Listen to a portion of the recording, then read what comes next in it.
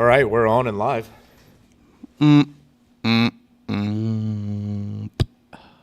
Welcome back to Another exciting episode of Exceeding Track Limits yeah. with your host, Ryan Hoblick, owner of Late Apex Performance Coatings, That would be me. and Jake Brown, owner of Turn 13 Motorsports. There you go. Let's see who we got with us. We got anybody with us? Let's see.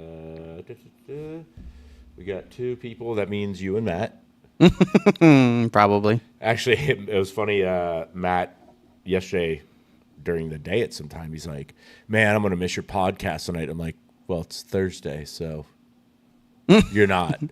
He's like, oh, I got my days mixed up. And then he messaged me at 1 a.m. and goes, sorry, I missed your podcast.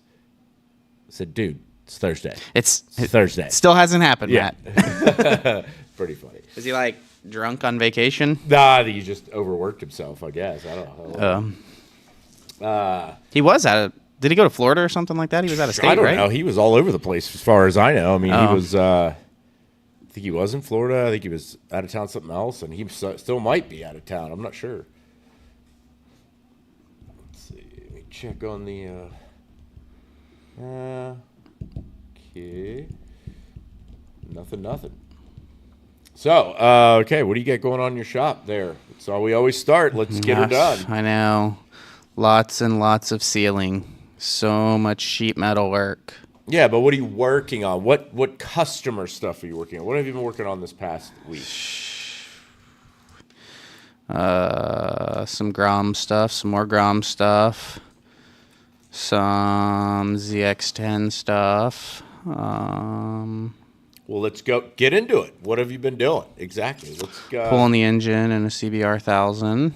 Okay. I got to pull it apart because it's making some noise. Was it full of neutrals? Nope. Gearbox full of neutrals. Nope. And it was just something strange. I don't know. I got to figure out what's going on with it. It was knocking with some metallic noise inside, but it wasn't rhythmic like a rod bearing or something like that. And I drained the oil, and there was no debris or anything in the oil, so I'm genuinely not sure. But it's a fresh engine, like somebody just built it, and so I don't know what's going on inside of it. So I'm just pulling it out and taking it apart. And there you go. See what's going on. Hey, if you're joining us, make a comment. We'll see who's with us because I'm not even quite sure how to check to see who's actually here unless they make a comment. So if you guys are joining and listening in, say hi so we can see who we got with us here. And if not, I don't know. Can you see? You can't see on your... I mean, I can see when somebody joins. Oh, okay. Like they'll join and then I'll see it, but I can't see like physically, who's all right here right now. Who did join then? Two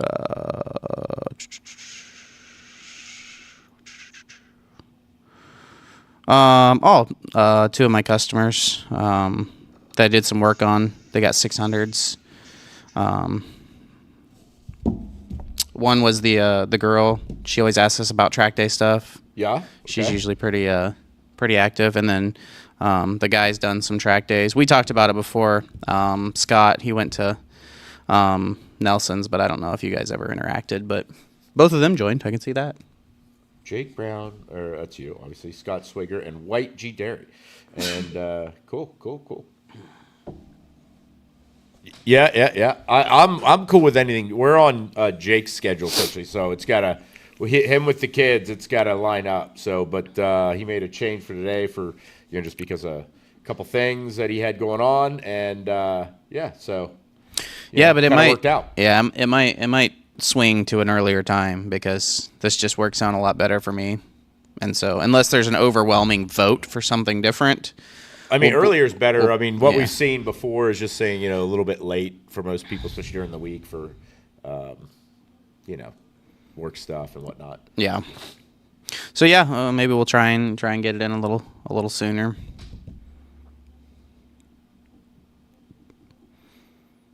But yeah, what are you doing? What are you up to? I got all of just finished. Well, I finished up those wheels for Iron Pony, so all their parts are ready to go, and I think he's picking that stuff up tomorrow for their build on their Indian Challenger. And sorry,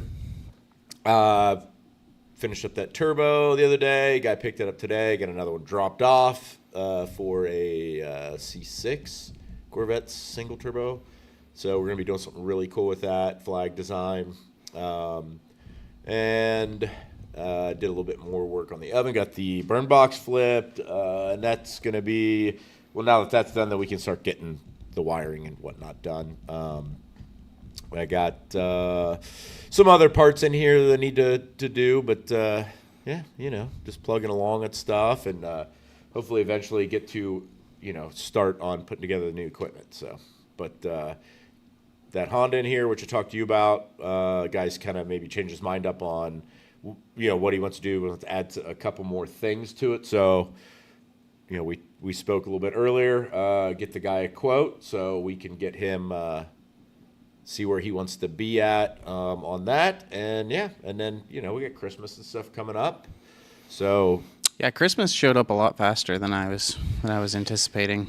Yeah, I think it's just the warm weather. You can't really, it's hard to, I don't know. We've had like 3 white Christmases in Ohio. Yeah, which so I'm okay with. Few and far between. Use less to heat. So. Oh, dude, I love white Christmas. I love snow. Like, it sucks. Welcome, Jeff. So yeah, I don't know if you close it all for like Christmas time. I mean, obviously Christmas Day, Christmas Eve probably, but like, do you do any kind of extended shutdown type situation for yourself over there? Well, it's kind of funky because I don't exactly do just like normal hours. I do a lot of schedule stuff. And so I'm pretty okay with people like scheduling and dropping stuff off kind of whenever. So I don't like, shut down, so to say, where nobody can drop stuff off or pick stuff up or anything. But definitely like I take some days off here during the holidays because, my wife's a nurse over at the plant. And so they go on shutdown. Yep. So she has, the week off. And so I take time off and for that. But yeah, it's kind of same thing, with the time off that the wife has, then, I have kind of an extended shutdown time, which, that kind of allows me to not only spend some time with her and whatnot, but also try to get some foregoing things in the shop as far as, fixing things or, building anything I need to get done without distraction of actually, having some work to be done. So I tend to try to take that time off to do that. So. Yeah. And we still have to get your dyno room all done up so we can make that look really pretty. After the ceiling. That's where I'm headed. Yeah. After the ceiling. So yeah, man, that's kind of the gist of what we got going on. It's same old as usual. Do you guys have big winter projects on your bikes? I know everybody that's watching has a motorcycle, so. Scott got a brand new ZX6, so we'll see what he's doing.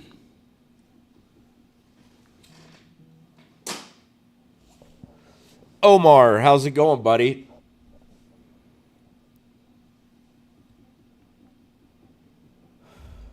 Chime in, guys. We need some topics. We were just talking yesterday. Like didn't really have much to kind of reference and go on here for this episode. So we're kind of like, winging it for this one. Didn't have a lot to do. I begged Jake here to maybe come up with something, but he didn't. He brought over himself, and that was it. So no ideas. But I can ramble on about anything you guys want. We'll talk about anything. But yeah, just if there's something you want to hear, maybe mention that. Otherwise, I'll just start talking about stuff. Yeah, we'll go off on racing again. Everybody will stop. Like Omar's fucking things up. Yeah. Me too, buddy. Me too.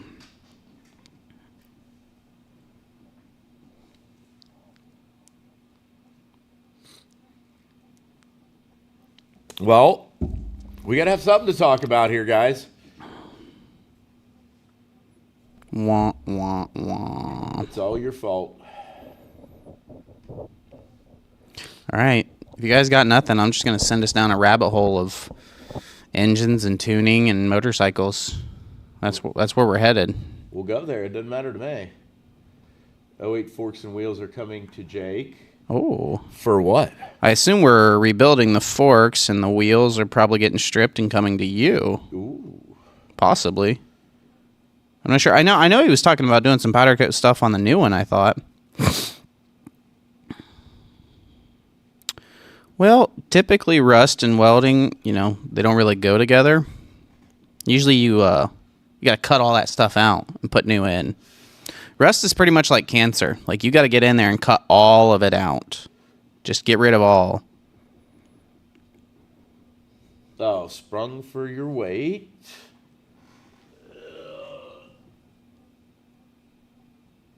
Car stuff? Question mark? What's that mean? How we don't want to do car stuff? What are you talking about, man? Like, work on the car? I don't want to work on your car. I don't want to weld on your car either. You don't. I don't think he does either, but especially if it's a rust bucket. I hate rust. Like, being underneath a car and, like, trying to get something loose and just rust and dirt and everything's falling in your face. Like, no thank you. That's why I work on bikes. The 24 wheels are getting color. What color are we going, Scott?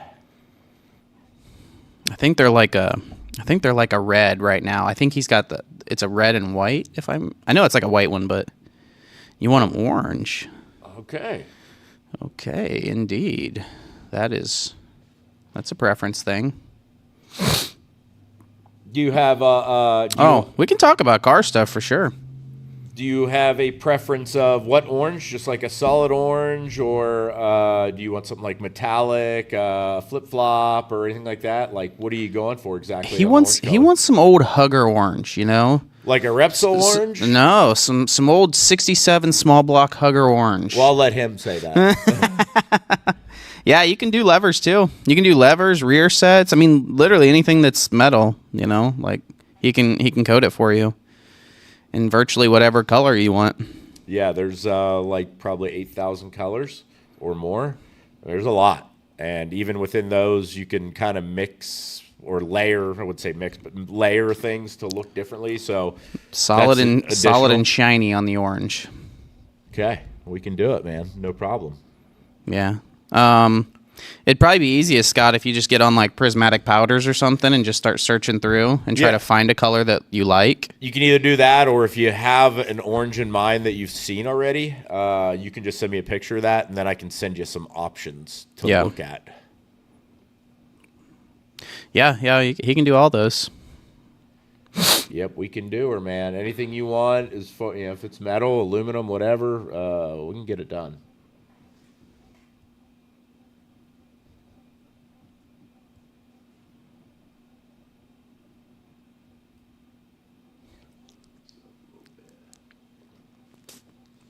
What are you doing with the Miata, Omar? Is this a sweet autocross build? Or are you just out in the junkyard trying to weld a Miata together? I don't know what he was doing with that thing. Put a woke shit. Quick. Oh, yeah. I think it was going for quick. Yeah. Autocorrect sucks. Did I put a quick shifter on it? I honestly don't remember. I didn't think we did.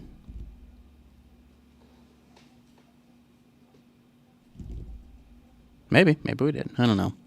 I forget half the stuff I do anyway, so I don't know what I did this morning.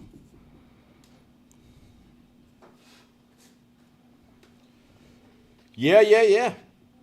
What's he saying? Gotcha. He said he's restoring it for a fun summer ride. Yeah. Omar is really good at buying things and selling them. Okay, Scott. Yeah. Whenever you want to, let me know. We'll just order it, slap it on there, and then turn it on in the ECU, and you are good to go. What is it? Quick shifter. On ZX6. ZX6, okay. Yeah. I tuned it and everything. And so if he wants the quick shifter, we just have to link it up and then turn it on in the ECU. Gotcha. And then it'll be golden. Is it an OEM? No. Okay. No. Which one is it? It's Woolwich. Oh, Woolwich. Yeah. Very good. Very good. I like them just because, like I said, it's very minimalistic. You don't have wires anywhere and everywhere. It just kind of plugs into one spot, and you turn it on in the ECU, and you're good to go. There we go. There we go. That'll work. You just let me know whenever, Scott.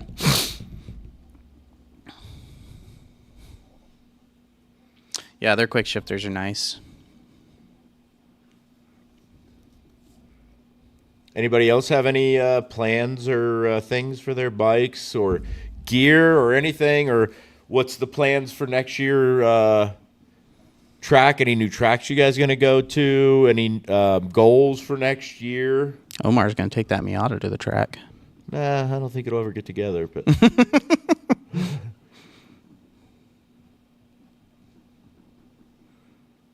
He's going to show up with like a 9-inch welded into the back and...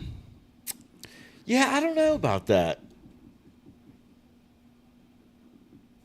My goal is to get to 9s at Nelson on the old 660. My goal is to get on a bike. Yeah, that would be cool, man. That's outside of like the road in front of my house and on my dyno. Yeah. Like if I could get on a bike that's not on those areas, that's a win for me. So then you're basically going to commit to a weekend to go with me to Nelson or something? It's tough. It's a tough commitment. Also, I want another goal. Well, not really goal, but plan to race Mid-Ohio Vintage. Oh, yeah. Yeah, I'll definitely help you out with that, dude. That'll be fun. You'll have to let me know when you go there. Yeah, first time. Because you've never rode Mid-Ohio, right? No, I'm going to have to at least go and Yeah. get some laps in first to, get an idea of the track and layout and whatnot. And then, playing as I'm trying to hopefully race. I mean, there's always a pretty good, decent group of fast guys there during Vintage for pretty much all the events because it's one of the bigger events in the year. So Yeah. it'll be good. I'll have some competition stuff. I don't know if I doubt I'll probably run in heavy or heavyweight twins just because, like, I don't know. Conrad's going to be there, but he's probably really fast at Mid-Ohio too. So, Yeah, I don't know what he runs, but there's like 4 sections at Mid-Ohio where like the thousands can really, or like a bit like a 1299 or an Yeah. 1199, like there's like 4 sections where they can really stretch their legs. Yeah. So the front straight isn't bad. It's not too long, but still you get a good drive coming out onto it. You'll definitely gain some ground there. Right after turn 1, you have the long drive uphill, then a little chicane to the keyhole. Then you have the long back straight where, again, you'll do 180 on a big bike like that. So, like, you did 140, right? Did you have 140? Nelson? Yeah. yeah, it was like 143 or something. What'd you do at NCM? I've been back since what did I do? I don't know. I'd have to look at my lap timer. Do you know how, I mean, were you in like 6th gear, top RPMs doing that 140 or? No, I wasn't top RPMs, but I was in 6. Gotcha. Because, I mean, if that's the case, yeah, you're going to have a 30-plus mile-an-hour difference on that back straight. Oh, yeah. And then going into Thunder Valley, that's another really long run that you have. Pete, let me answer Scott's or look at what Scott says. They see, Scott, don't just forget about Grattan. Like, legitimately, it's a shit track. I would recommend not wasting your drive to go there. Pete's got a question for you. He needs suspension set up. Never had anyone look at it before. What would you do when checking it out for me and my bike? Well, the basic suspension setup, and I assume this is a super sport style bike, like a CBR, ZX6, something like that. If it's not, just let me know. But for the most part, like a sport style bike, the easiest thing to do to start with is do sag, and that'll give us an idea where your springs sit for you.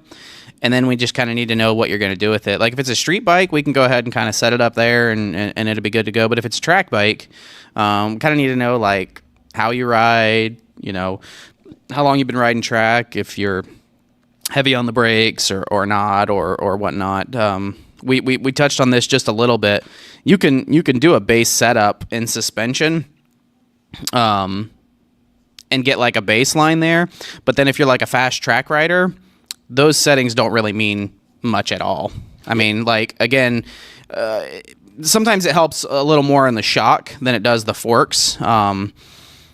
The shock really gets abused if you have like some serious horsepower and some serious grip, or if you're just a really, really big person. But usually the shock you can get set up pretty decent. But the forks, you might have really, really stiff front forks for the street. But if you're just riding it on the track, then that's what you want because they'll hold up under braking. But on the street, it would be an extremely stiff ride. So I would also say I'd recommend. Before setting it up, depending on condition and whatnot, like if you either haven't serviced the forks for a long time or forks and shock for a long time or don't even know when they have been, that's first step, right? Is to like, yeah, you gotta have them in good working order. You can't be like running them with 10-year-old fish oil in them because then it doesn't matter what you do, like they'll just suck. Yeah, and usually the I don't know, you call them shims or whatever in the valving.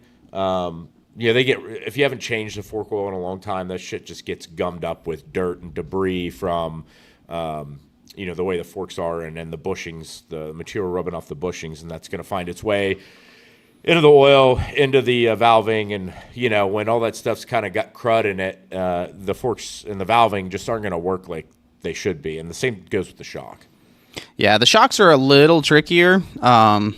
Because like you could do valving in both, don't get me wrong, but you can do valving pretty cheap and pretty easy in the forks. When it comes to shock, a lot of the times it's better to just buy a new shock instead of dealing with like the factory one, just because buying a purpose-built rear shock is good. Like it's going to work really well. And especially like most of the time, I'd say 90% of the time, unless you're buying more of a high-end bike, there's some things that you don't get with the rear shock. Like 90% of the time, you aren't going to get height adjustability. Yeah. Sometimes you'll have height adjustability built into the bike, though. The R6 and... He's got an S1000 RR. ZX10 maybe, and the older GSX-R 1000, not the 17 plus, but I think like the 9 to 16. I think that had height adjustment on the bike.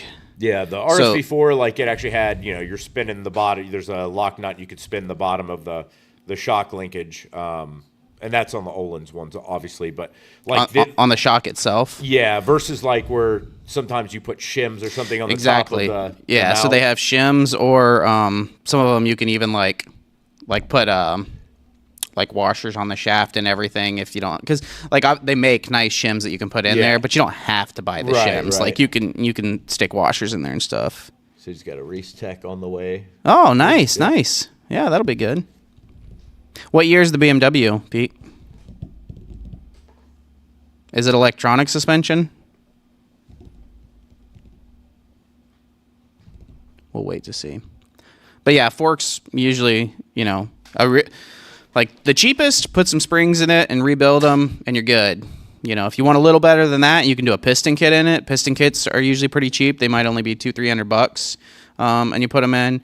And then from there, you would go to a full cartridge, like a Nix 30 or a K-Tech or which I personally recommend. I've been through every kind of little stage of that, right? And like for me, I'd say for me, but like in the end, like you start first, you're buying springs, so you're spending, let's say, $100, which is not a large investment, but you're going to do fluids and stuff while you're there. Might as well rebuild the fork, make sure it's brand new, ready to go. The piston that's in that, the valving is a very universal valving that's, it's supposed to work for a pretty wide range of activities in those, most modern sport bikes. Even though they're more geared towards the track, it's still it's still pretty, I guess, wide valving for it. And then when you go to the valving setup, you're going to spend a little bit more, maybe $400. You're compounding on top of that. Plus, you're going to be rebuilding the forks again.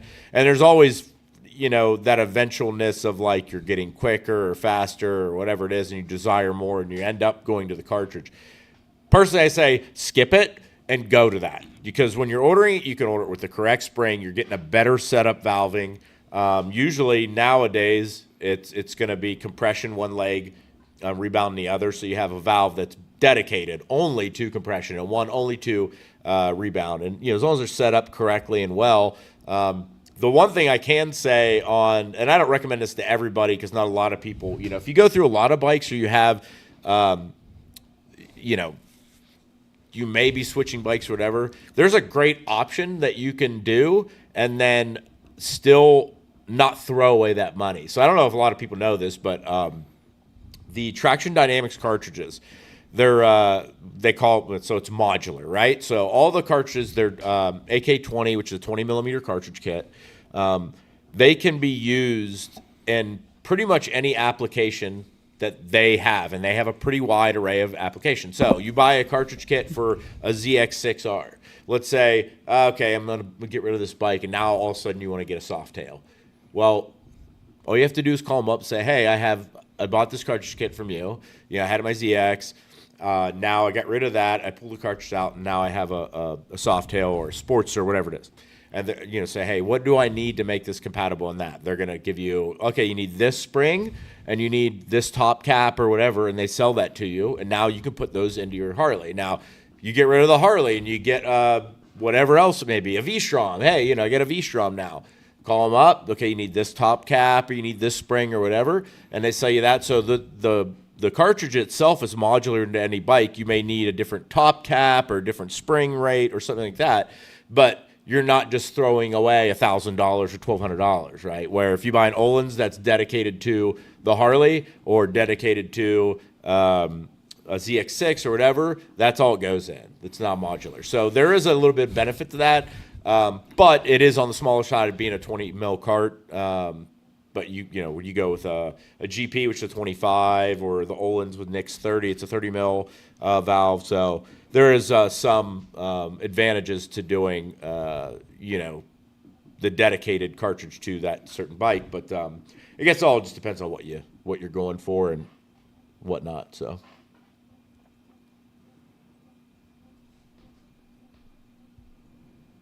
we got here the 2020 22K on it. Rear shock replaced last summer. Nothing ever done to the forks. Yes, electronic. Yeah. Oh, okay. Let's hit Pete here first. So 22K. I mean, definitely want to rebuild the forks. What's going on, Joe? With them being electronic, you have a lot of adjustability, like in the ECU of it. There on its own, and factory suspension, it's gotten really, really good over the years. It's kind of like tires. Like 20 years ago, you really needed to get like a race tire. You could probably find like some Pilots or something that were okay, but they were nothing compared to today. It's similar with suspension. If you go back 20 years ago, suspension was pretty basic. Like, they are cartridge style forks and they do have adjusters in them, but the valving's not good. The adjustment range isn't good. You start getting into today's stuff and, bikes are coming from the factory with like balance free, like the GSX-R 1000R, the ZX-10s, like they come factory with balance free, suspension, which works really, really well. Put a shock on it and put springs. The shocks aren't bad, but like an aftermarket shock is going to be better than that factory one. But the forks are actually really, really good, and so you can spring the front of like those balance frees, put a shock on, and like you're pretty good. And so with the BMW, with the electronic stuff, like I would start with just getting in there, getting everything rebuilt and fresh, and make sure everything's good in there. And seeing how that, obviously we can put springs in there to suit it for you and whatnot, but that should be pretty good, like on the front of your bike. Like the BMWs are pretty good, but we can check it out and see. I mean, for sure. And Scott, yeah, I mean, definitely. That rear shock that you had was probably just like a spring and some water bouncing around back there. Yeah, a lot of times the nitrogen has gone out of them and people have no idea. Yeah, so it's just garbage back there. So like getting a new shock, definitely good. We can take care of the front forks. A little trick you can do, which if you're not going to do carts or a piston kit or anything like that, and this is purely just a track bike, we can just put heavier fluid in it. It's not as good as any of the others, but it's something you can do that'll stiffen up the front end, with all things being good. Yeah, since it's just a track bike. Yeah, because basically what it is, you run out of dampening on the compression rebound, and with that heavier weight oil, it takes longer for that oil to be pressed through the valving. So basically, it's a way to get more adjustment out of the dampening, slowing it down. Now, if you need to speed it up, that's not going to help. But most of the time, you're probably going to need to slow it down on a factory one. Yeah, factory adjustments are not good. You'll go from 0 clicks to 20 clicks, and you might notice it. Right. You might not. Like if you try it with like used fork oil and the bike warmed up, you won't feel anything. You'll loosen it all the way and then tighten it all the way, and you'll be like, okay, maybe a little bit. I don't know if I was doing compression or rebound. I really don't know. Usually rebound, you'll feel a little more than compression. Rebound usually like shows itself a little easier than compression. Right. But on compression, you'll slam it down and then you'll loosen, tighten. You'll be like, I don't know. Let's just put it tight and send it and see what happens. Yeah. Matt, you don't need to buy a cartridge, Scott. You're golden. That shock will be good, and we'll stiffen up the front end for you. And if you get halfway through the season and the front end's just not doing it for you, then we can. But I think that'll be a good setup for you for this year. Yeah, and Scott, if you're at Nelson and I'm up there and you have some questions on that stuff, like I'm not claiming to be like the suspension guru, but I have a bit of knowledge that I can kind of share with you. There if you have some questions on stuff, and maybe we can make some adjustments and stuff. Joe, so you did sell your 660, or are you parting it out, or what? And if you did, what are you buying? 457. No. I don't know if Bittner did. I know he was looking for an RSV4. I saw Joseph was, but I don't know if he got rid of his 60. Everybody abandoning the 660? Because I'm not. I love that bike. I don't think you haven't sold yet. So what, are you parting it out or what? You've got too much money into it to abandon it. So does he. Joe and Ryan, Sean Smith, he must have sold his bike. Yeah, it seems like he's trying to, for sure. I love the 660, man. Oh, he's got a robo motor. You didn't. Well, last time I touched on this, whatever. But I have a buddy that I do. Well, he coaches with me up there. He's got a 660. HSBK did the initial build on it, which was not a motor build. It's just bolt-on stuff, right? Build it like a Trofeo. But he was calling around asking about he was going to get the motor refreshed or what he was going to do, and he called Robum, and Robum told him. He was kind of explaining like, yeah, my buddy's got a bike. It makes 106 wheel, da-da-da-da. And Robum's like, well, we can do this, and this. And a Moto America build, it's going to be $30,000. And for just the motor, it's 30. And you have to run, what I tell you, what was like 110 race fuel in it. You have to, or it's not going to run right. Which is crazy because that's not spec fuel. Right. Yeah, again. But I was like, well, that's stupid. Like, my bike makes 100 on pump gas. And he's telling my buddy, you can't run pump gas. Like, at minimum, you need 94 octane. I'm like, well, mine's on 93 and it makes 100 wheels. So all day. Yeah. So then HSBK told him, yeah, we can do this, and this. We can do a build that makes Moto America power, whatever. It's going to be a lot of money, or we can just do this. So he's getting it kind of refreshed, going through, and then they're going to port the head. And which this kind of amazes me. They told him his bike makes, I think, 92 the way it sits. Well, it's just all bolt-ons, and I know what it makes with bolt-ons because we dynoed on Jake's dyno, and they're telling him it makes about 6 more wheel horsepower than what mine did with just bolt-ons. And so they're saying, oh, I made 92. but now they're going to claim, well, it's only going to pick up 2 more wheel horsepower with a fully ported head and whatever, like water pump, et cetera, da-da-da. So none of that shit makes sense to me, because, I mean, I know what Jake did to mine, what power it makes, and then what these guys are saying, I don't know. I don't know if they don't, like, Robum just doesn't want to do it for him or whatever it is, or HSBK oversold the horsepower number to begin with to him, or I don't know, when they're building this bike. But regardless, it seems a little funky on both parts. I mean, obviously, Robum builds a good bike. I mean, that thing makes some astronomical power, obviously. But, Robum told him, like, 110's max. And, like, thinking about the number they're talking about, if it's 110 max on a 660 is what they're running in Moto America, and my bike made 90 horsepower on Robum's dyno before we did the motor work, and it made 86 on yours, that means it was making 4 more wheel down there on his dyno. So that's a difference in dyno. So essentially, let's just call it mine's making 110, 111. On his, yeah. So, sure. I basically have a Moto America powered level bike, at far less cost, I mean, a $35,000 motor, you know what I mean? No. So, I mean, there's a lot of good stuff, that went into it, but it's not like an experimental build or something like that. Like, actually, it is. We're in the U.S. You're the first one to put cams in that bike and run it. But I mean, in terms of experimental, like, there's building engines, and then there's building engines to, like, well, we can get this power out of it. Let's see what happens. Like, yours is a build where everything is, in my opinion, safe.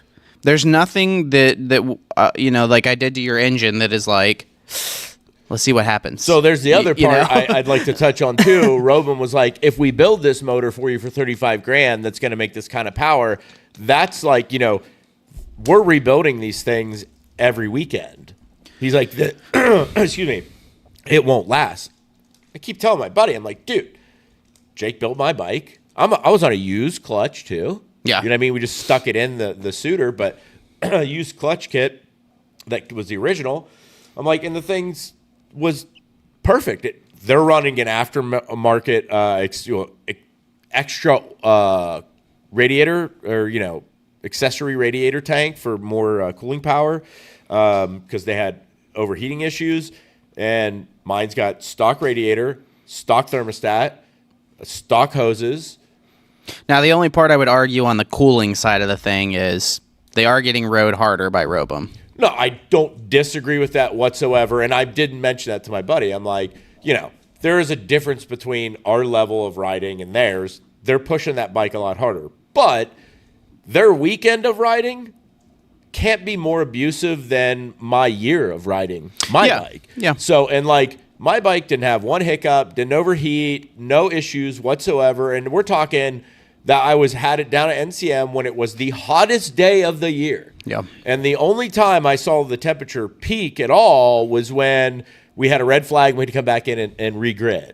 And, it didn't like pin the temp gauge, but, it was climbing. But as soon as I got moving, boom, it was fine. Yeah. Now, I think it's a good idea to have a little bit more cooling? Yeah, of course. I think I talked to you about this. Like, if you can keep temperatures down, then, it's going to keep the timing from getting retarded, so it's going to maintain more power all the time.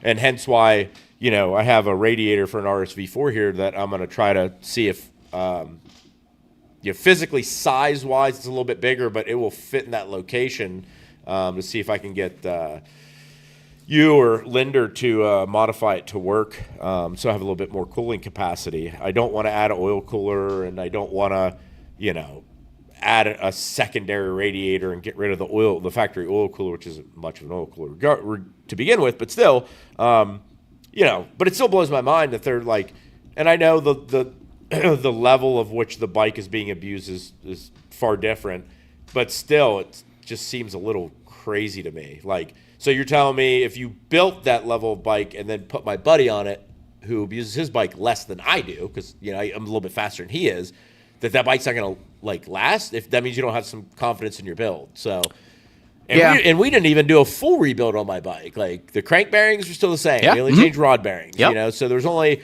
the things that we replaced that we actually put new bearings in. So, and hopefully it'll make it through this year. And you know, I don't think it would be nothing to do with what you did. I think it would be, you know, if there's some fault in the crank bearing or something that's been abused before. But like, there's so much stuff that we could still do to that engine that would start to push it into that. Well, now it's a race engine, so if you do 2 laps and it explodes, that's on you. Right. Like, right. I didn't.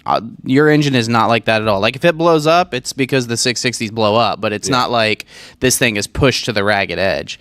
Like, we could add more compression. We could do crank work to it. We could do clutch, like trans work to it. You know, there's all kinds of little things that you can do, like drilling, cross drilling stuff, and to make it lighter and stuff like that. And, you know, like, you know, when you start shaving the head to start bumping compression, you start to run into piston to valve clearances that start to get tight and so on and so forth that you need to be aware of. But like, none of that stuff is an issue with yours. It's happy where it is. I want to do more, but you know, that's totally up to you. Yeah, I skipped it. We're planning to do it this year, but I skipped it. You know, with all the other cost of things that I'm doing in the shop, I figured it'd be good to just forego it for this year. Besides, you know, required things like suspension refresh and putting a new clutch in it and whatnot. But so there's a few things you can look at, Omar. So the easiest one is the Honda CRF 450 RL. It's essentially a CRF 450 that they built to be a street bike. So the engine's toned down a little bit so that it'll survive. So it's not, you know, a rebuild every 20 hours. You know, but other than that, it's still a 450. It's a bit restricted in factory trim, so you need to do a little bit work to it. But like out of the gate, it's 32, 34 wheel horsepower or something, which is plenty to have fun on.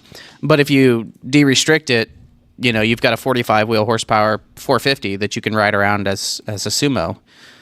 You can go with the 300s. So Cowie has the KLX 300 SM, which is a Supermoto trim KLX 300 dual sport.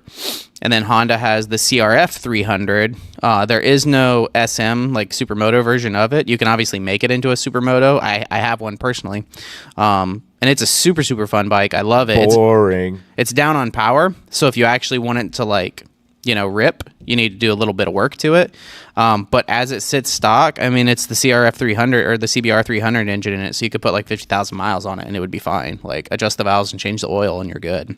Hey, Healy, what's going on, man?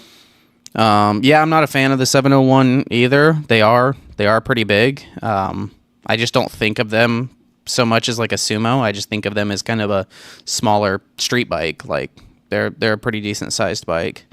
So the Yamaha has them too. The WR 450 and WR 250.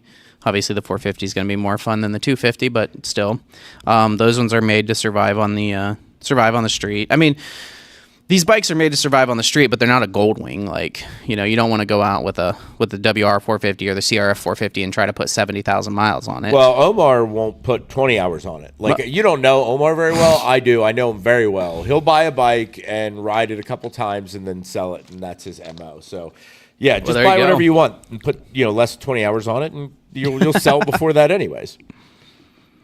Yeah, I mean, I like to mob around town. Groms are extremely fun. I don't know if you've ever rode a Grom. Like, I love Groms. They're so much fun. Hey, Healy, are you working for MV now? If he's still on here. I thought he was working for MV Agusta, I think. Really? Yeah, he's been in the industry a lot. He worked for KTM. He worked for Ducati. He worked for quite a few different companies. And I'm pretty sure he's working for MV Agusta now. MV is a brand that I don't think I've just ever wanted. Like, I don't think they've ever made a bike where I'm just like, yeah, I mean, I don't buy those, but you kind of like Ducati, right? Like Ducati, they make stuff that I want, but I'm like, that's sweet, I would like it, but I'm not going to buy that. MV's got cool stuff. The problem is, like, dude, it's so much harder to, like, get parts or even find a bike or buy a bike or a dealer than any other European manufacturer. KTM used to be really bad too, but I mean, Ducati was pretty prevalent. Aprilia was like kind of behind that, but MV Agusta and like Moto Guzzi are like really hard. I don't know. I've seen Moto Guzzi's, but MVs are just nowhere. Oh yeah, I never see an MV. They make some cool stuff. It's not. I've seen them in videos. Like the F3 is really cool. I mean, they're gonna have that's gonna be in Moto America this year, obviously. Yeah, I don't like it. They're Brutali. Yeah, that thing's that's kind of cool. nasty. It's kind of They cool looking, sound but crazy, man. That's kind of like. Yeah, I build race bikes and never ride them. I put more miles on my race bikes than you've put on anything that you have. Come on, man. Come on, man. Thanks for joining, Patrick. Do you know Patrick? Yeah. Patrick's he's a long time friend. And he was super, super cool dude. He was a coach at Mid-Ohio. And he was a coach before me. And when I became a coach, he was just awesome. He was like just like a coaching brother. Like we just hung out all the time, and he helped me out a lot with just like. What did he pick you up and take you to the track? No, he didn't do that. It's the only way you can really help you. But it was cool because him and I we were pretty close. We were pretty closely matched out there, so it was fun. We'd go out on like twilights and race around with each other and stuff. It was a lot of fun. Pat's a cool guy.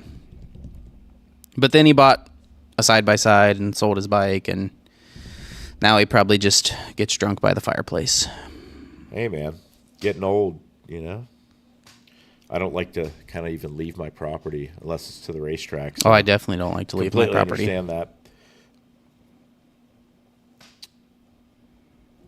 Joe said, I missed that one. He said if 660 doesn't sell, he's bringing it to Jake. And I don't believe that because he's so back and forth. I'm selling it, I'm not selling it, I'm selling it, I'm not selling it, blah, blah, blah.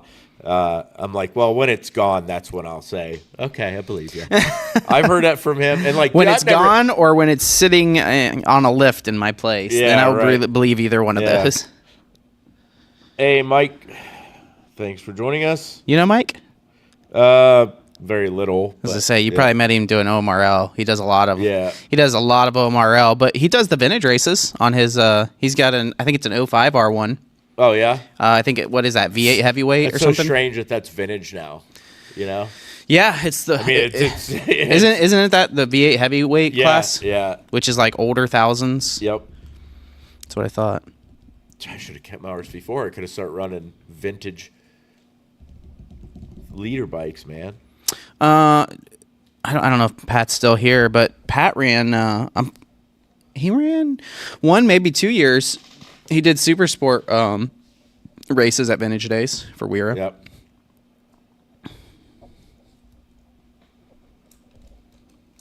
What else we got, guys? Good. We got some comments and stuff, so we can go off on little tangents.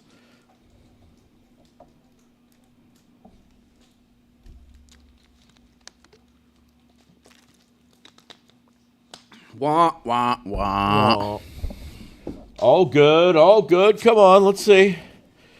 There's Dan Hawkins. Dan's, he's freaking fast, man. Dan's a real good guy. Met him through Tim and them boys. He said... Yep, did a few of them, so. Dan works with, he's, I don't know, maybe director or what for N2. I don't know what his title is there, but gotcha. Yeah, I think we're gonna try and do them earlier, Mike. We had to do 7 tonight because of me. I have to get back home, put kids in bed and all that good stuff. So we had to switch it to 7. But it seems like everybody likes 7 a lot better. So we'll probably.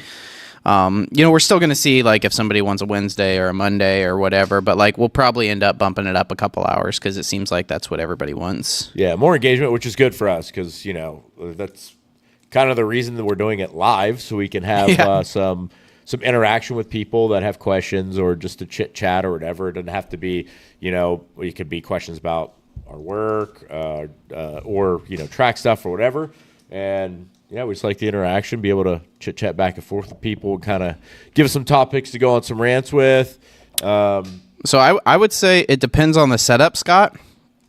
So the full track bike, not no sliders? You want either no sliders or the smallest little sliders that are just barely like off the frame to protect stuff. Under the bodywork type sliders. Yeah, like you don't want like those Shogun like 4-inch pucks sticking out to the side, or Pug makes some that are like obnoxious. I mean, they stick out so far. You don't want those. Like, you could put those on a street bike, because the street bike is likely going to slide on asphalt and all that stuff, and it's going to have a less chance to go into the grass. But like on a track, the runoff is going to be grass, gravel, stuff like that. Those large pegs, all they do is dig into the grass and then just start flipping the bike. Yeah, and then snap a bolt in the frame or the engine. Yeah. So like if you lay it down and it slides off the track, as soon as that slider gets off of the track and digs into the grass, it just starts flipping your bike, and then you'll break the subframe and you'll bend the forks and, dent the tank and all of that, where if it just hit the ground and slid, it would just slide off the track and keep sliding. And then, best case scenario, you go pick it up and replace a foot peg and off you go. Hey, Dan, are you all healed up from your injury from the past year? I haven't talked to you in a while, unless you've already left. I don't know. Oh, axle sliders. Yeah, axle sliders are fine. Yeah, you can throw axle sliders on there. Engine covers are good. They don't do much for impact. I have seen like cracked engine covers from impact still, but they definitely do really well in sliding. So as long as the bike isn't like cartwheeling or something like that, like it just, low sides down or something like that, the engine covers are great.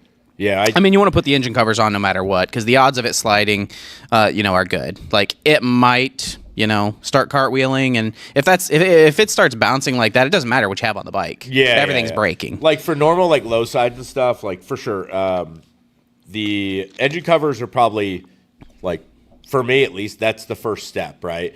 I got GB covers on the 660. I had them on the RSV4. I didn't have them on my 848 when I first got it, and the first low side I had ruined the clutch cover or whatever cover it was. It scraped it. It was just like, it didn't go all the way through, but it was a tiny pinhole, so it leaked oil. So I had to replace that. But Woodcraft makes nice ones as well that have replaceable sliders on them. Yep. But I like the GB ones a little bit more. Most of the time they're like a full cover. Not that you need a full cover, because, I mean, basically the point that's going to be hitting it the most is the point that sticks out the most, or usually the bottom, just because of lean angle and stuff. It's good to hear, man. Hopefully you'll be back to 100% here in the summer, man. I didn't run sliders on my track bikes, if that helps you. Engine covers are good. Axle sliders if you want to. But yeah, I mean, I would rather it hit the ground and slide than bounce around. Yeah, and anytime I've had like a low sidering like that, I've never had damage to a fork or or even like a swing arm, because certainly not. 9 times out of 10 pegs or the engine case or the handlebar is going to hit first, and that's going to be what gets the most fucked up. So as long as you have like rear sets are good for not only having the adjustability, but all those rear sets, if you look how they're made, middle of the peg is relief cut. That way when the thing goes down, that's going to be the weakest point. It'll just snap that part off, so you're not damaging the rear set, bending it, and then you can just remove and replace with a peg. So, and they're not that expensive. Same thing with the clip-ons. Yeah, exactly. You get a nice aftermarket clip-on, so you don't have one piece. It's just a tube that goes into a piece on the fork. So when you break it, you just loosen 2 bolts, slide that tube out, slide a new $10 tube in, and then you go back out next session. Yep, and I mean, that's kind of like, I don't bring a lot of spares with me, but generally, like the spares that I have would be either brake clutch lever, set of bars, just that replaceable piece, the tube, and then, pegs, and that's pretty much it. I mean, and a lot of times if you get like Woodcraft stuff, like all the bars are going to be the same because they're all the same diameter. They may be a little bit different length and stuff if you like running the extra long, but the diameter size, they're all the same. So you're at the track, 9 times out of 10, either someone in the paddock has it or one of the vendors is going to have a Woodcraft or Vortex rear set part, mate, and all the pegs are generally the same.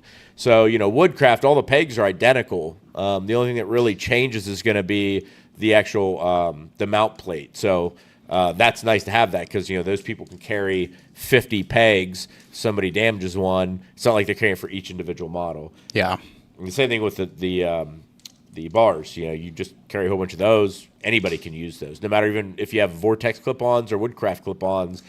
The bar itself, the actual tube is... You're going to have a standard like 7/8, so you can just shove it in anything. Yeah, the folding shift lever. Yep, those are always good too. And the same thing with like folding clutch and brake levers. Those are nice, because when it goes down, if it hits the bar, it bends the bar up. It's not going to snap the lever. It's just going to push that brake and clutch lever up. Yeah, you can get some nice, like ASV has some nice folding levers. And, yep. But yeah, to circle back again with the sliders, it's totally preference. But if you have a big slider and it goes in the dirt, it's probably going to flip. Yep, for sure. And it's probably going to break more than with it just sliding. Agreed. Lever guards, I mean, put one over the brake. Everybody runs it. Some things. Is it you have to have it in Wera? Yeah, it's required in Wera, and I'd say if you want to run one, or if you're planning on racing, try one out first because it's a little awkward to get used to, especially if you're a type of person that on your right-handers you try to get more of that screwdriver grip. Just don't do the screwdriver grip. You can't do it because your hand is there. But also, I'm kind of weird in the area, especially on my throttle. My grip is more towards the outside. I found myself doing that a lot too. Like my pinkies would almost be off of the bars. Yeah. And so they're just so far out. With the lever guard, it'll kind of butt up against there. I like the Woodcraft stuff. I forget what I have on mine. Vortex. Is that what I have on mine?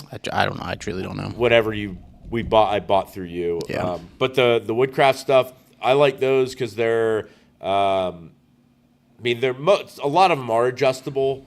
I know mine is, but Woodcrafts are too. But I like the fact that it's got what do you want to call HDPE or a polymer type. So you have the aluminum part, and it clamps around the bar, versus some of them go in the end of the hollow part of the tube. I'm not a big proponent of that. They kind of suck to get in and out.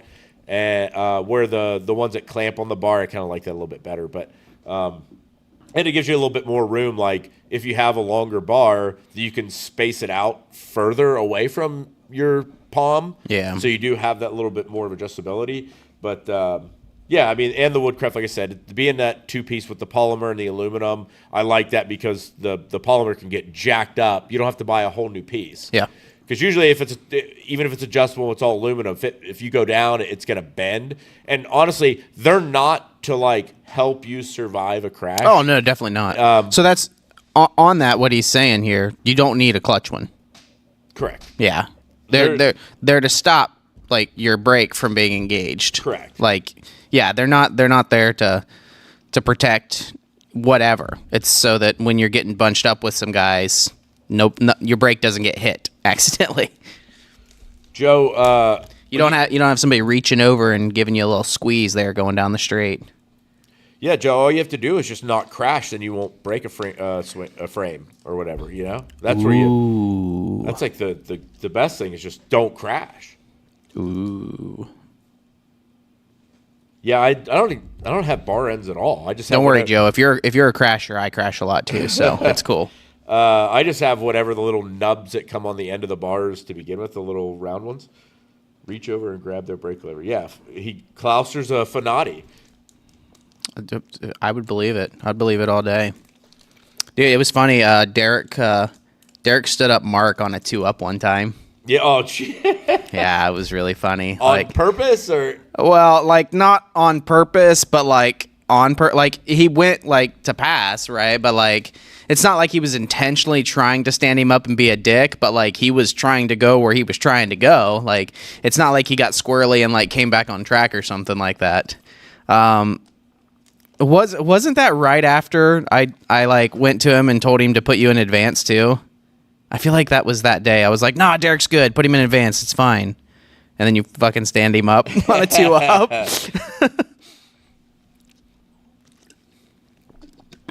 Well, that's good, Joe. I mean, you know, I knock on wood or something. Yeah, it's been a while since I've crashed too, but you know, there's also that little mindset or saying of like, you know, if you're not crashing, you're not pushing, but you know. That's right. I mean, I would agree with that in some sentiments.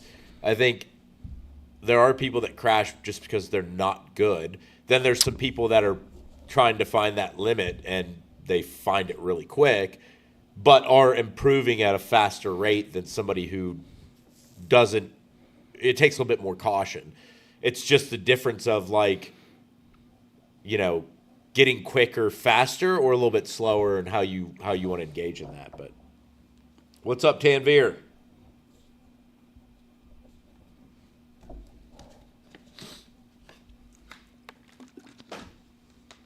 Man, this is like the most chat we've had ever. Which is great. Started it early and people show up. Yeah.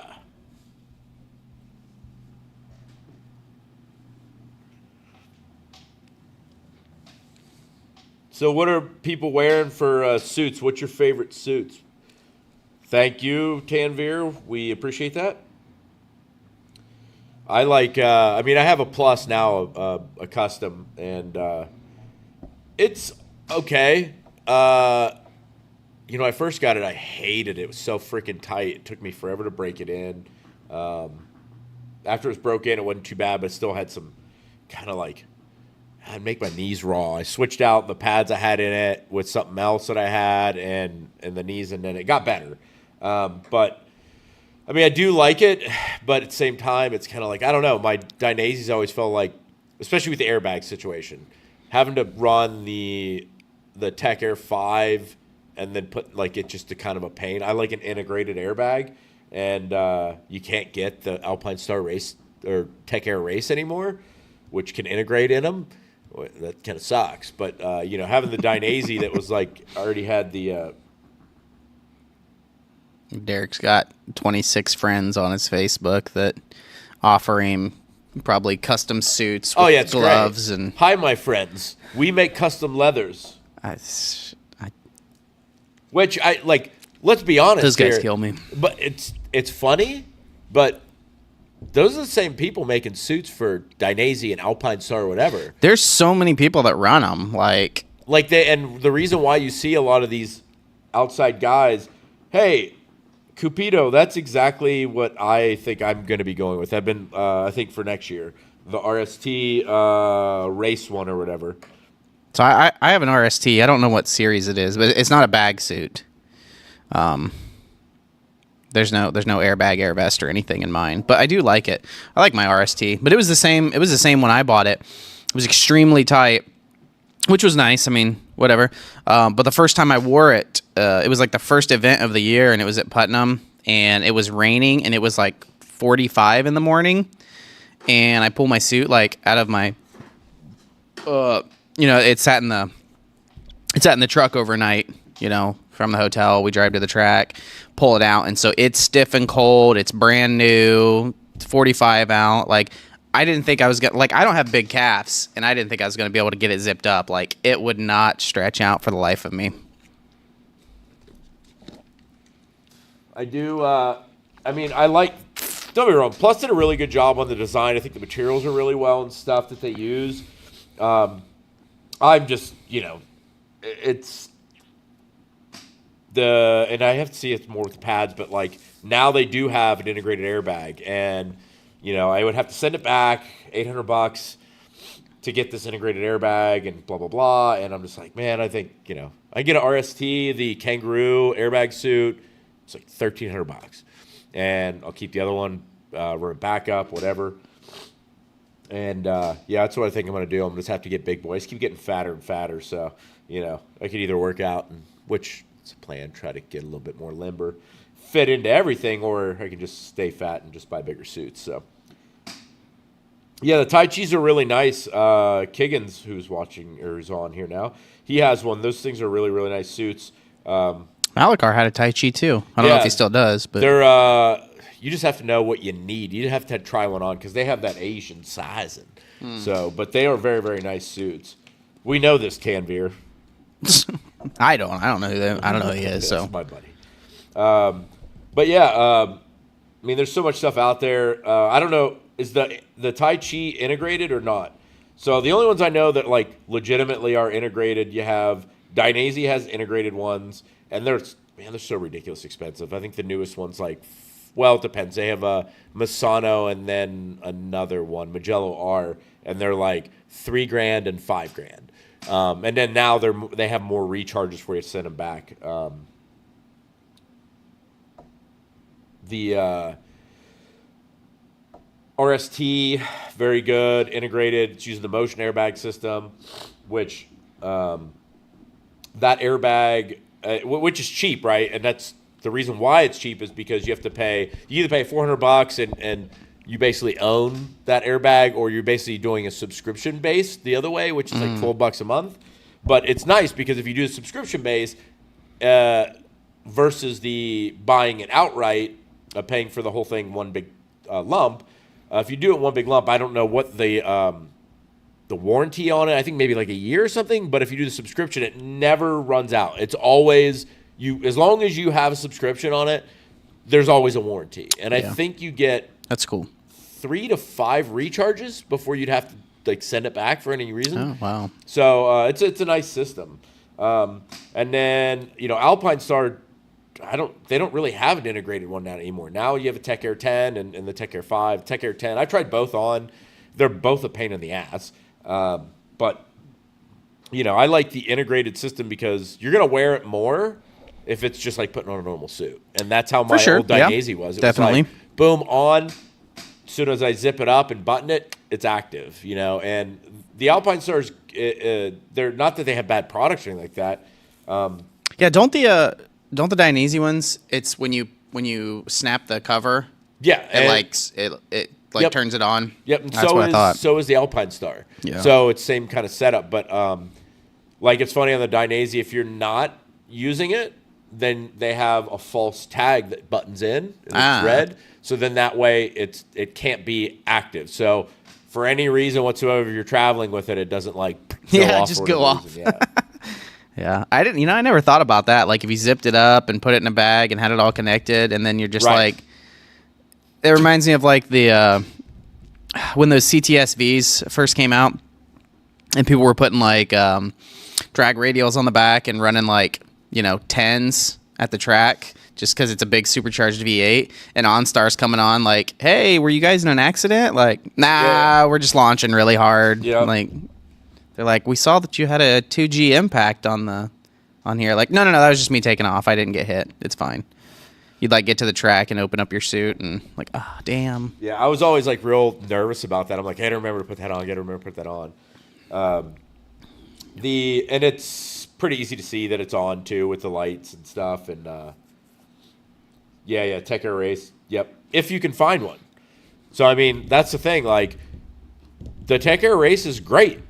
Because it can be integrated in any suit that's good with airbag, right? Tech Air that's integrated with Tech Air Race, like my Plus or a Bison or the Alpine Star suit, the Tai Chi, obviously, and stuff. But they've discontinued the Tech Air Race. You can't buy it anymore.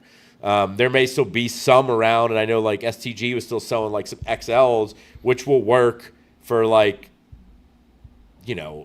certain size suits or whatever. If you usually wear a large, you can get an XL and get away with it, no problem. But if you can't, once they run out of that, like hopefully they bring something else out that zips in or fits in that's integrated inside the liner versus running like the Tech Air 10, which is basically you'll have an undersuit, then you put this thing on, and it's kind of bulky. It's a lot easier to get into your suit with that versus the Tech Air 5. Because the Tech Air 5 is even bulkier and it's only top piece with that hard shell in the back. And it protrudes a little bit, but it's just still it's uncomfortable. It's a second piece. When I wear my suit, I just want to wear just the suit, right? So the airbag's in it, done. I just slip the suit on and go. And it's that's a whole nother process, and that's why I didn't really even wear my airbag that much this year, just because of that. But I will say, and I've mentioned that to you, if you haven't thought about getting an airbag setup or an airbag suit, do it. It is fantastic. And the reason why is, like, has anybody remembered, like, when they first went to the track and they put on a leather suit? It's like, yeah, you have nerves and stuff. But no, we all put the suit on the street before we went to the track. Let's be real. You did? Everybody threw that on when you first got it. Like, let's put that on and see what this is like. Once you have that on, it's kind of like, man, you put on this whole nother level, right? And, like, your confidence level bumps up. So you're not as afraid of being hurt because you have this, layer of protection. Well, when you have the airbag on, your level of concern of getting hurt goes down even more. So it's like you have this added protection there. It's kind of like jumping into the ocean with nothing on and then jumping in the ocean with a life jacket on. It's like I'm floating. Yeah. So there's less to think about as far as damage, and it does. I mean, like, when I'm not wearing the airbag, I'm concerned about, like, a collarbone break or whatever like that. And I'm not saying you won't break your collarbone if you have an airbag, but the chance is less likely, or a broken rib or something like that. That's just that much more protection, which helps keep your head and doing, your mindset to what you should be doing instead of being concerned about, like, an injury or something like that. I mean, it's just another piece of the puzzle. And, I mean, it's a good investment, It's like buying a good helmet, a good set of gloves, anything else. Yeah, you can't really go wrong on gear. Like, spending a lot of money on gear. Like, you'd be better off spending $10,000 on gear and $2,000 on a clapped-out GSXR 600 than buying a brand-new R1 and, putting on a bicycle helmet and going out there and having fun. Sure. Like, yeah. Spend the money on the gear, and so that way when you wreck, because you will wreck. Unless you're going out there like once, if you go out there like once a year just to do it, okay, you might not wreck. But, like, if you're actually going to actively track ride, something's going to happen eventually. I mean, like, even if you don't wreck, people run into people, Like, Ryan got hit, like, the first day he went out this year, right? Like, when they ran into your tail, wasn't that, like, the first event? Well, I was at Pitt, but that's because it's N2, and that's a kind of a shit show. Regardless. But yes, a guy Somebody legitimately ran right into the back of me. Thank God I didn't go down. He went down, so it doesn't necessarily have to be your fault. Like, right. It's people riding motorcycles on a racetrack. Stuff happens, Yep. Somebody comes up to a corner and they just can't stop, and you're in their way. They're just going to hit you. Right. And then there's just, like, freak shit that happens too. Yeah, like, you could have something like master cylinder could fail on the bike. Yeah, you got no brakes. Higgins, I was behind him. Like I showed you that video when his R6 went down. It was like we were not going any kind of like crazy pace. It was kind of like, second to last session of the day.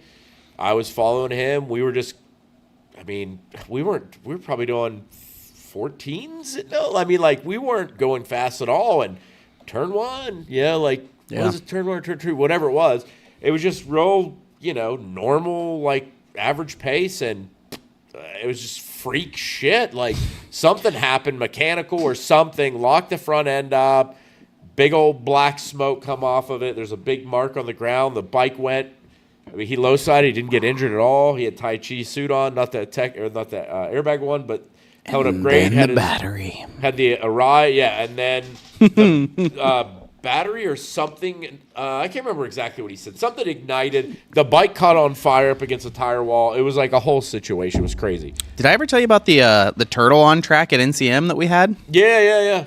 Massive turtle, man. He just came trucking across the track and it like just leaving a slime trail and everything. And by the time we got there, he was like mid track. So they had obviously flagged it and everything, right? They're like, "Hey guys, there's a turtle up here. Don't die." Yeah.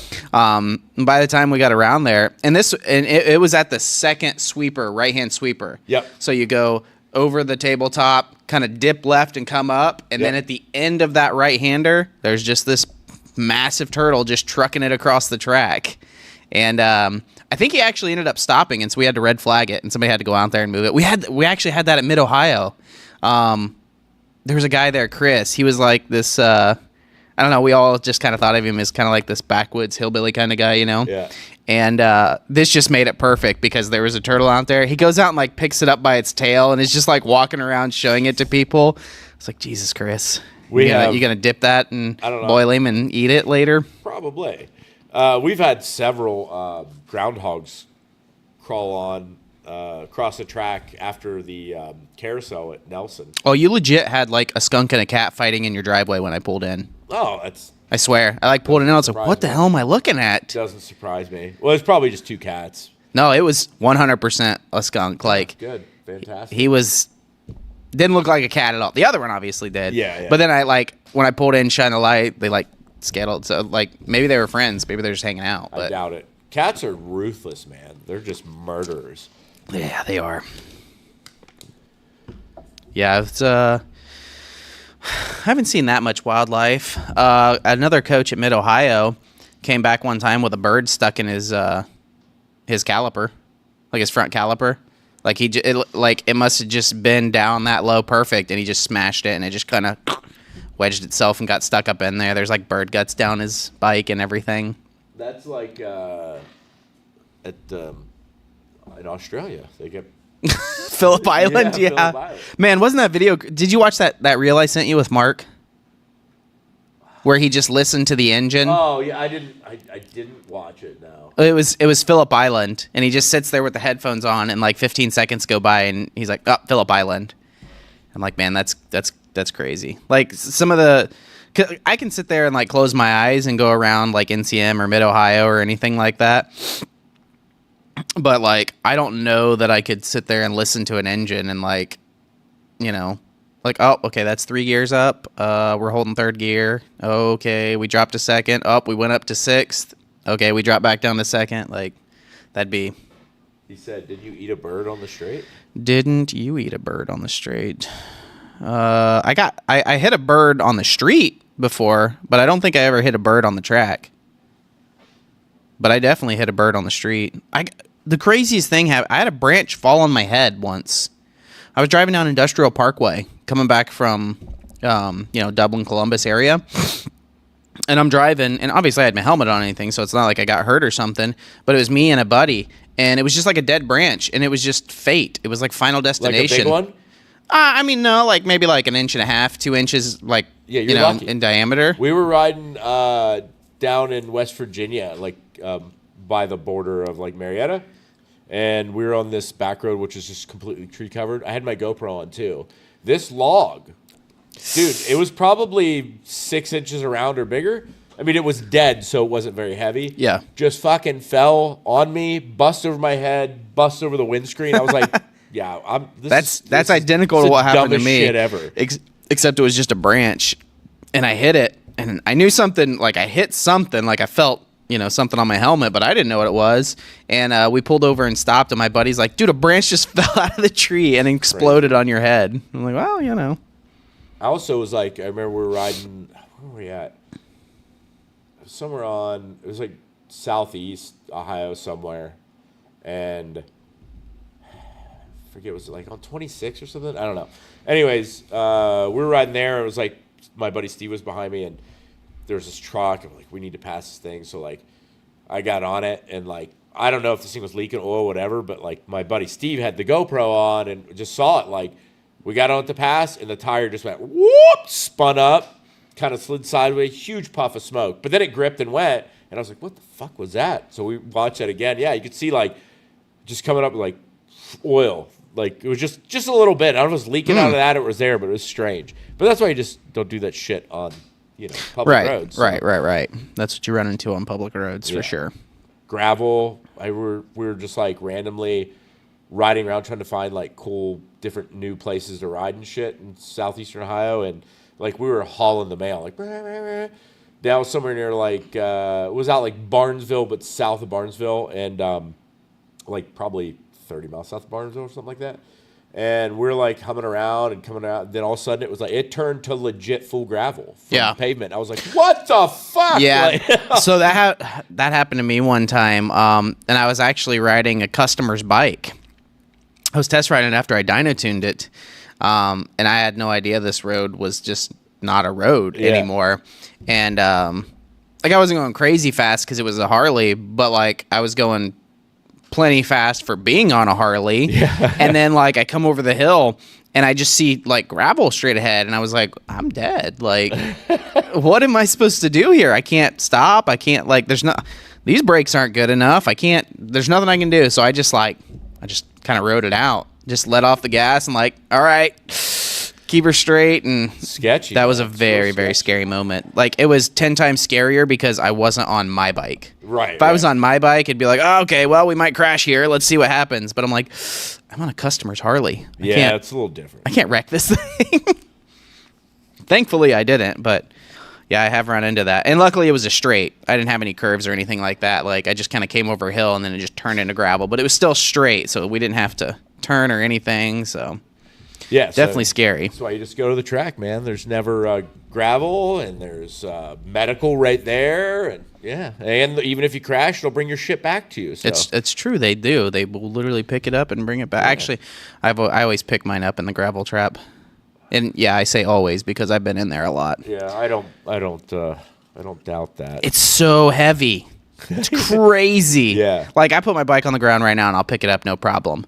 But then you wreck and you're like out of breath, and you have just limited movement, and you just suit. wrecked, yeah. and you're like kind of freaking out a little bit, and then you go try to pick it up and you're sinking in the gravel and sliding in the gravel trying to pick your bike up, and then once you get it up, you realize that like now you can't do anything with it. You can't put the kickstand down. It might not even have a kickstand, you know. Mine never does. Yeah, and so like you just stand there with your bike until the, crew comes. And the one time, it was in China Beach at Mid-Ohio. It was like third lap or something like that.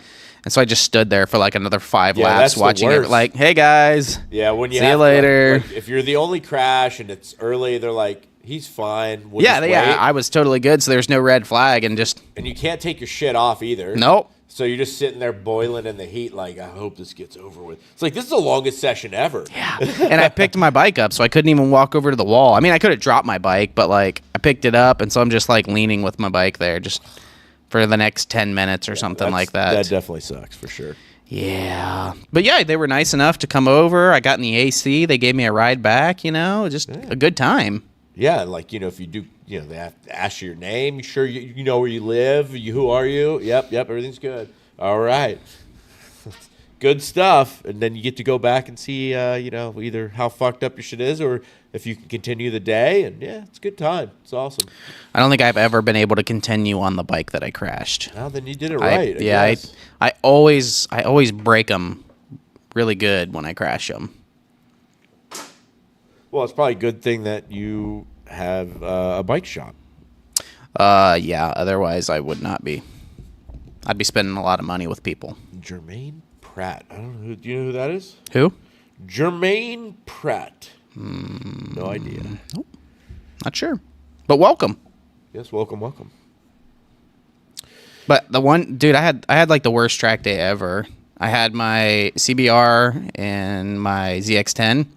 So I had a CBR 1000, which was like the track bike, track body work, all that good stuff. Had the slicks on it. And then I had my ZX10 that I was just riding as a coach bike. And so it had all street stuff on it, just kind of taped up. But I still had my mirrors so that I could, look behind me at my students and stuff. So I wrecked my CBR, I don't know, early afternoon or something like that.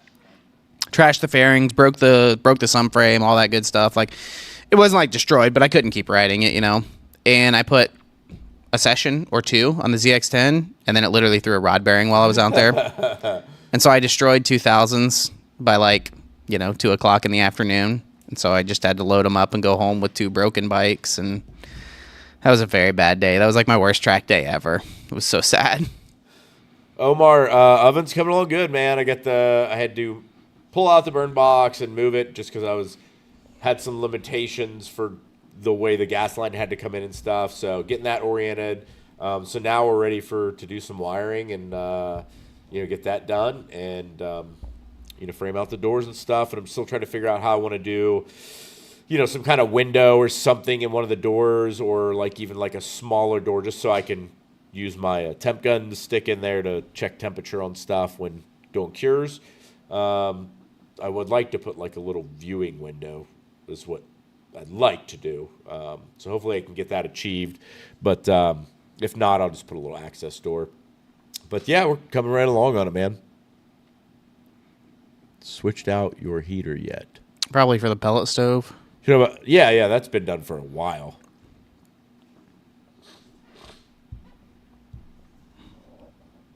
That reminds me, I don't actually know if mine's... Yeah, mine has been on this whole time. Darn it. It's weak, Bria. Well, at least it's warm in there. It's true. Not that you're going in there for any reason, but... Nope, But I burnt some pellets.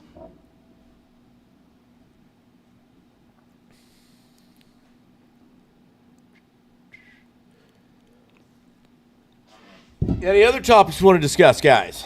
Holler at us. Let's get on another roll. Whatever, some gear stuff, with some bike stuff. Yeah, man. I don't know. Got anything, Mr. Jake? I'm just happy to be here.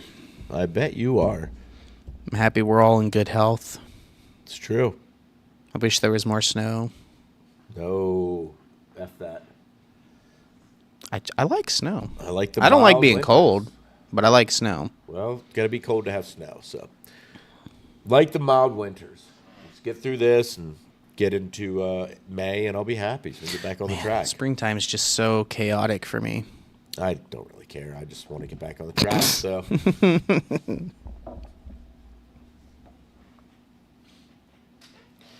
All right, whoever's left, man, you guys got any questions or topics of whatever? Say happy holidays, folks. Yeah, for the most part.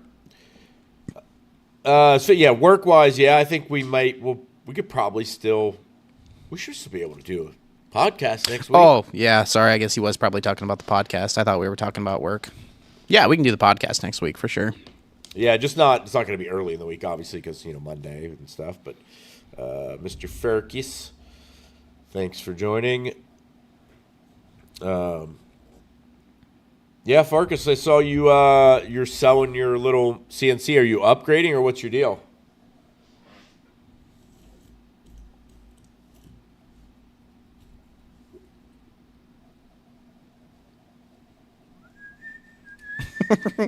So it's like this delay where it's Yeah. like, let's respond back, and got a bigger boy. So apparently he's already got one. Oh, cool. Would you end up going with it? With how big a machine?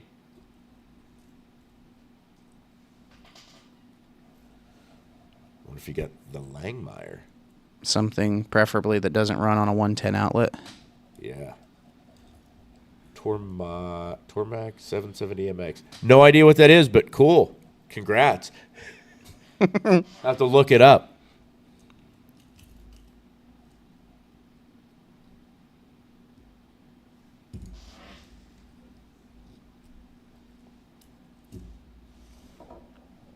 Yeah, that's always an issue when you're trying to get equipment. Is like, well, what kind of space do I have first, or what kind of power do I have, or whatever. Yeah, power supply is the big one.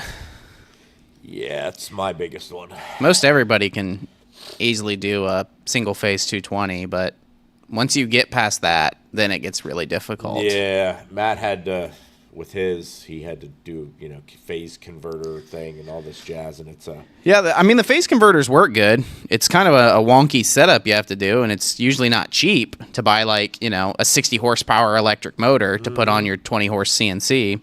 But yeah, it works. Jacob has a phase converter as well for his Bridgeport and his lathe. So yeah, that definitely works, but I think I told you the quote I got for putting 3-phase in my building. maybe I can't remember though. Well, I didn't. There's not 3-phase down my road. It's only on Raymond Road there. Yeah. So I had to pay for all the poles, all the labor, all the lines, everything. Yeah, they were like, well, we'll give you a rough quote, give or take $75K, but if you want, we can actually come out here and give you a solid quote. And I was like, nah, it's all right. You had me at 75. Yeah, I'm not going to pay $70K to get some power in here. I'll run single phase 220 and we'll get by with it. Yeah. Which at the moment, the only thing that, well, I guess the exhaust fan is 3-phase as well. But that one's not a big deal because it's not like, the reason you want 3-phase is because the demand of those machines, it'll never slow down, right? Like the sine wave you have is always on. Because if you look at like a traditional sine wave, right, like the S kind of, right, like it has to come on, come off, come on, come off, come on, come off. Right. And when you're putting a lot of force into those motors and everything, you don't want the spindle to drop any speed at all, right? Like that's set up. Like if you have 800 RPMs on whatever this is, and this is some $10,000 part you're machining, it's got to stay that way for sure. And so, the 3-phase maintains that essentially, maintains all the force the whole time. So yeah, in like a fan situation, no big deal. I'll just put my fan up there. I don't even run a phase converter on it. I run a what are those little things called? Like I have one on that. Yes. Yeah. Whatever it's called, I forget now. But the surface grinder, I got to do a phase converter for the surface grinder. It's big 3-phase. Omar says, last quick one for me on the sumo idea. Just saw Facebook for Hypermotard 698. Looks kind of sumo-ish. Know anything about these? What year is that?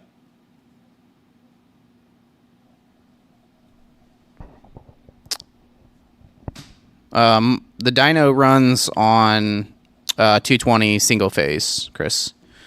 And you wouldn't even need 220 single phase, but the dyno that I have is a 20. Hold on a second. 23, like the brand new one. That's a single cylinder, like what? 100. What is it? 106 horsepower for the Ducati. Yeah. No, it was only 98 or 90. No, it was in the 80s. I'm pretty sure it was in the 80s. I think with the performance kits, like 90. Oh, well, yeah, maybe with that. So, yeah, I know nothing about it. I would be, I don't know. I mean, they're probably gonna blow up at first. Maybe watch this. Well, yeah, you don't know yet. You know what I mean? So it's kind of like they're a strung out little single. You might want to let those put some miles on them. I'm sure that thing is ridiculous fun. Yeah, definitely. So yeah, would that be a nasty sumo? Yeah, it would. Good thing you got a warranty too. That's true. But yeah, so the 220 the dyno is 220 single phase, and that controls that controls the load cell in it. So I need all that power for the load cell on it. If it wasn't the loaded dyno and it was just like an inertial dyno, then you could just run it on a 110 outlet and it would just run like the electronics of it, and that's it. And then obviously the computer and stuff and the fans. The fans are tied into the dyno, so I actually don't know. I assume they have to have they're 220, but I mean I couldn't tell you for sure. But like everything else is 110, but nothing's 3-phase on the dyno, so that's nice. Yeah, just the exhaust fan. There you go.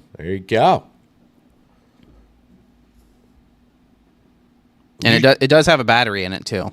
It has a car battery because it has a starter on it.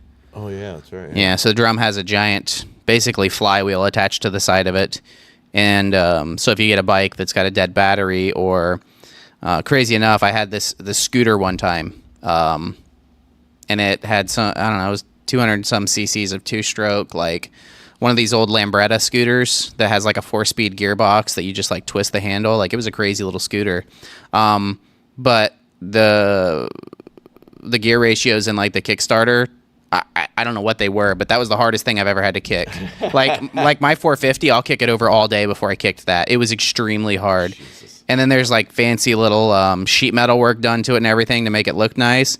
So I didn't even bother kicking it. Whenever I turned it on, I just used the starter button, spun the dyno up, and then just dumped the clutch and let it start that way. Nice. But yeah, that's the nice thing. You can, just dump the clutch on a bike and start it if you want to. Yeah. Just spin the roller up and. Yeah, I'd say Omar, you just go buy it and then you'll find out if it's good.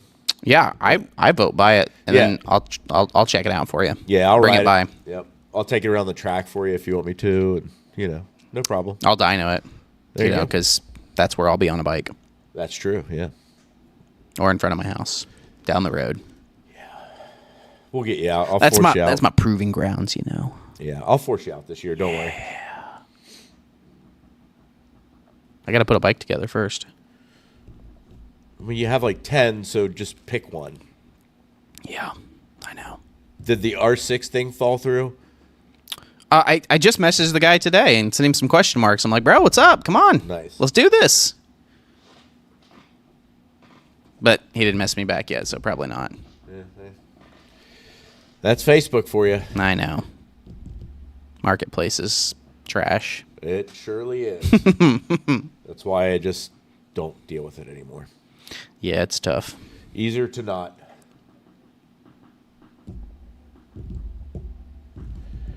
Well, guys, what else we got? Anything else? If not, man, that's probably maybe we wrap it up. Be the first time you get back before. Is this still available all day, every day? I fucking hate that. Yeah, that's the worst shit ever. But yeah, if nobody else has got any questions or comments, then maybe we'll wrap it up. I gotta go use the restroom anyways, and we'll figure out what day next week. It'll probably be Thursday, I assume, but maybe keep on the 7 p.m. schedule would be good. Unless, it seems to have worked out really, really well seeing today. And hopefully next week, Jake will have some topics for us to discuss. Wah, wah, wah. But thank you guys all for, yes, Farkas, I do Cerakote. Yep. I do like the high temp stuff, and I do the piston coat and micro slick and all that jazz.